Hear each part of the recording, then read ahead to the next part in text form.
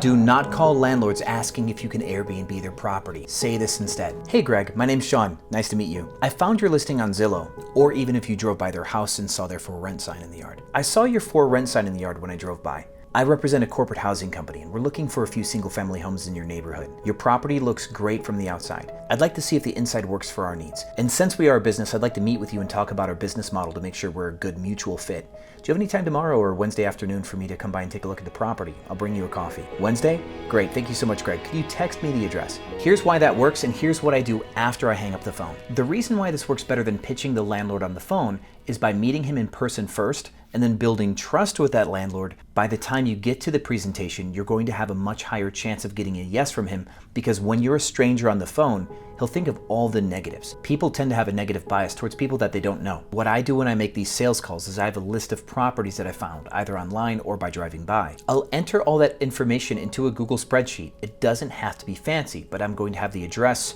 the phone number, the name of the landlord, when I called them, how long the listing's been on the market, stuff like that.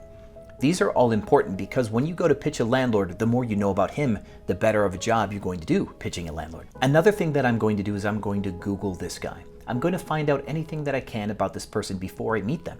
I'd like to know how they vote, if they're a fan of sports teams, what their social medias are, if they have a family, if they have kids, dogs, cats, whatever. You are not going to tell them that you Googled them. What this allows you to do is when you meet the landlord in person and he starts to give you a tour of the property, you know that there are certain topics that might be positive for him, so you can start to steer conversations in those directions.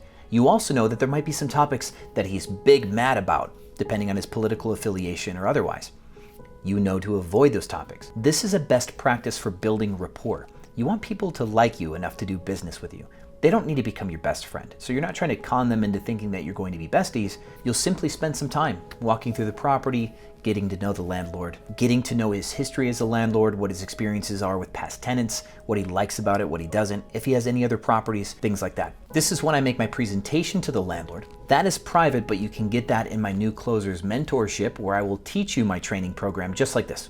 We'll talk on the phone, we'll talk in Zoom groups, and we will pitch each other, and you will learn how to sell directly from me in my Closers Mentorship. But the key thing here too that I can tell you is after you're done with your presentation, what makes it different than pitching apartments, this is a big one. What you do when you pitch apartments is you have this confident, forward-thinking approach where you expect people to understand all the words that you say. Apartments are big. But when you pitch a landlord, you tell them about short-term rentals and all this other stuff that you're gonna talk about, you need to stop and make sure that they really understand.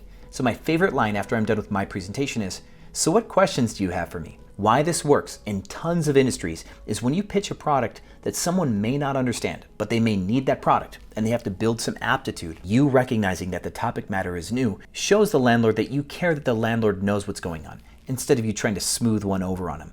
If a landlord is confused by your presentation and you just go for a close and say, "Hey, let's sign a lease today," the landlord won't trust you because the landlord expects that you know more than him on this topic. And the moment that a salesperson is pushy when they have all of the advantage is the moment that the customer runs away, if they can recognize that.